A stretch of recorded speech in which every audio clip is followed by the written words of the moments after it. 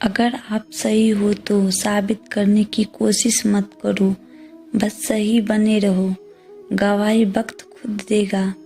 गीता में लिखा है, मूर्खों को कभी भी भूल कर भी ज्ञान नहीं देना चाहिए, वह उनके लिए विष के समान कड़वा होता है। दौलत सिर्फ रहन सहन का स्तर बदल सकती है, बुद्धि, नियति और तकदीर नहीं। समस्या का समाधान इस बात पर निर्भर करता है कि हमारा सलाहकार कौन है।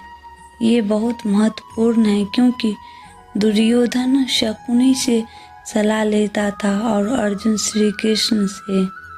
जो लोग किसी सच्चे व्यक्ति का दिल तोड़कर किसी तीसरे के पास खुशी ढूंढने जाते हैं, वो अक्सर धोखा खाते हैं। आपकी नीयत से ईश्वर प्रसन्न होते हैं और दिखावे से इंसान। अब यह आपके ऊपर है कि आप किसे प्रसन्न करना चाहते हैं। केवल दो चीज़ों से ही इंसान सारे रिश्ते खो देते हैं, एक गलत फहमी और दूसरा इंसान का अभिमान।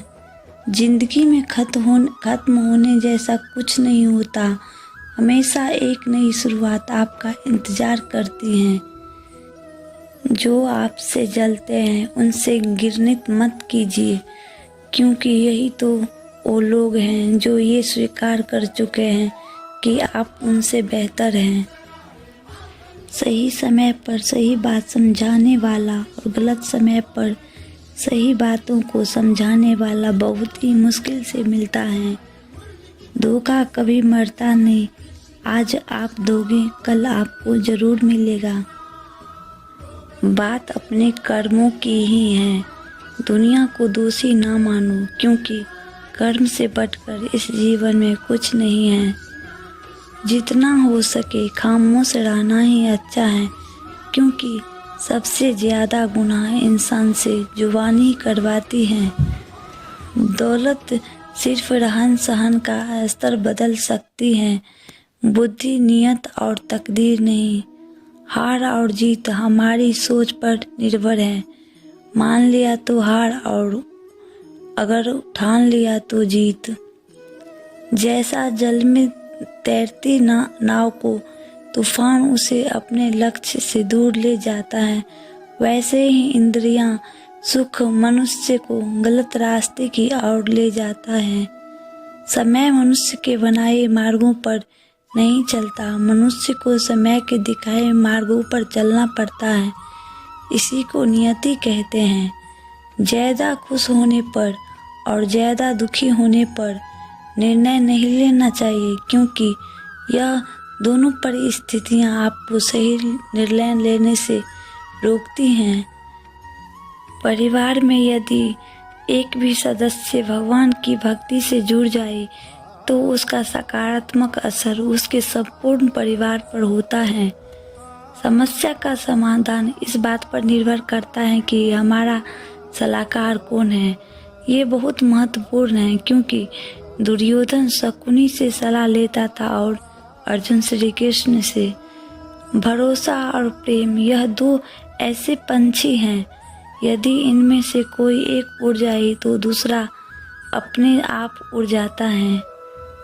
दो चीज़ें हमारा परिचय देती हैं, हमारा धैर्य जब हमारे पास कुछ भी नहीं हो और हमारा व्यवहार जब हमारे पास सब कुछ हो। वो व्यक्ति जो किसी के हृदय में विपरीत परिस्थितियों में लड़ने का साहस जागृत करता है, वो सबसे बड़ा वैद्य होता है। एक बेहतर जिंदगी जीने के लिए यह स्वीकार करना जरूरी है कि सब कुछ हर किसी को नहीं मिलता। जिंदगी में खत्म होने जैसा कुछ नहीं होता, हमेशा एक नई शुरुआत आपका इंतजार करती है। किसी भी मूर्ख व्यक्ति से बहस मत करो, वरना लोग समझ ही नहीं पाएंगे कि असल में मूर्ख कौन है। दुख भोगने वाला आगे चलकर सुख भोग सकता है, लेकिन दुख देने वाला कभी सुखी नहीं हो सकता। फल की अभिलाषा छोड़कर कर्म करने वाला पुरुष ही अपने जीवन को सफल बनाता है। जो अपना ना हुआ उस पर कभी हक ना जताना, और जो समझ ना सके उसे कभी अपना दुख मत बताना।